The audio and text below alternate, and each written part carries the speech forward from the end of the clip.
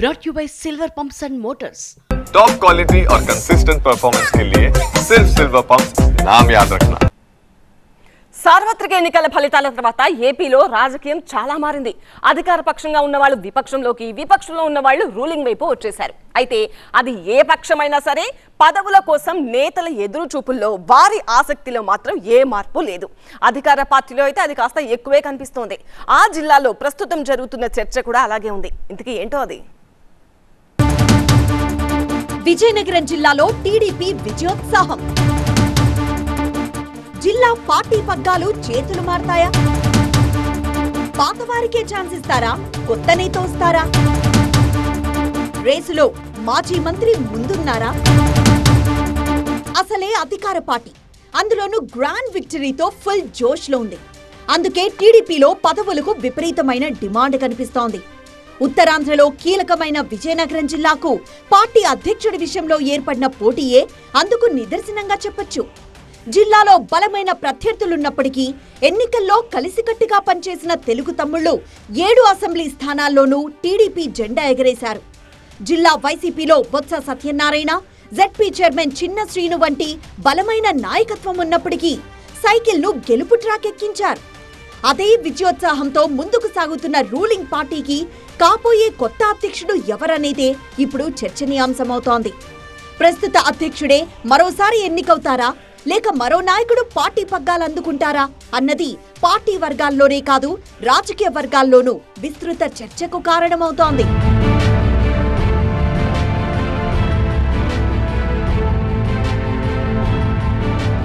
ఏడింట 7 సీట్లు గెలిచి మరోసారి విజయనగరం జిల్లాను కంచుకోటగా ప్రకటించుకున్న టీడీపీలో పదవులకు డిమాండ్ బాగానే కనిపిస్తోంది. జిల్లా పార్టీకి అధ్యక్షుడిగా వ్యవహరిస్తున్న కిమిడి నాగార్జునకు ఇటీవలే డీసీసీబీ చైర్మన్ గా అవకాశమిచ్చింది టీడీపీ అధిష్టానం. పార్టీలో ఒక వ్యక్తికి ఒకే పదవి అనే రూల్ ను ఇంప్లిమెంట్ చేస్తున్నారు కాబట్టి త్వరలోనే ఆయన్ను పార్టీ పదవి నుంచి పక్కకు తప్పిస్తారనే ప్రచారం జరుగుతోంది. ఓవైపు చీపురుపల్లి పార్టీ ఇన్ఛార్జ్ గా ఉంటూనే జిల్లా పార్టీ బాధ్యతలు మోసిన కిమిడి నాగార్జున 4 ఏళ్లుగా చాలా కార్యక్రమాలే నిర్వహించారు. పార్టీలో జోష్ తగ్గకుండా చూశారనే అభిప్రాయం తెలుగు తమ్ముళ్లలో ఉంది. 2019లో బొత్స చేతిలో ఓడినా ఏమాత్రం వెనక్కి తగ్గకుండా వైసీపీ ప్రభుత్వానికి వ్యతిరేకంగా నిరసన కార్యక్రమాలతో హోరెత్తించారు నాగార్జున. చివరకు చీపురుపల్లిలో పార్టీ టికెట్ నిరాకరించిన ఇన్ఛార్జిగా ఉన్న తనను కాదని పక్క జిల్లా నుంచి కళా వెంకట్రావును తీసుకొచ్చి బరిలో నిలిపిన కూటమి గెలుపు కోసం పనిచేశారు. అలాంటి మంచి ట్రాక్ రికార్డు ఉంది కాబట్టి కిమిడి నాగార్జునను జిల్లా పార్టీ అధ్యక్షుడిగా కొనసాగిస్తారా, లేక 1 లీడర్ 1 పోస్ట్ రూల్ ప్రకారం పక్కకు తప్పిస్తారా అన్నదే చర్చనీయాంశమైంది.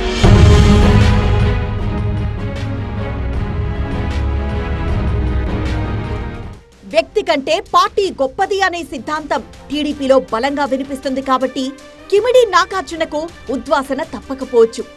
ఆయనకు డీసీసీబీ చైర్మన్ లాంటి కీలక పదవి దక్కింది కాబట్టి జిల్లా పార్టీ అధ్యక్షుడిగా మరొకరికి ఛాన్స్ దక్కుతుందనే ఊహాగానాలు బలంగా వినిపిస్తున్నాయి. అయితే కొత్త వ్యక్తికి అవకాశం కల్పిస్తే అధిష్టానం ఎవరి వైపు మొగ్గు చూపుతుంది అన్నదే ఆసక్తి రేపుతోంది. ఈ అధ్యక్ష పదవి కోసం చాలా మంది నేతలు రేస్లో ఉండడమే దీనికి కారణంగా తెలుస్తోంది.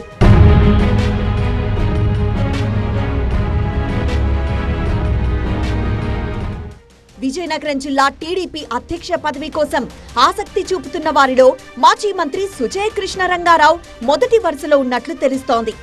సామాజిక వర్గాల కోణంలో చూసినా పోటీ ఎక్కువగానే ఉంది.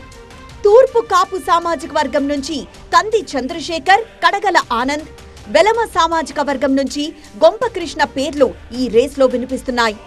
అయితే వీరిలో సుజయ్ కృష్ణ రంగారావుకే అవకాశాలు ఎక్కువగా ఉన్నట్లు తెలుస్తోంది.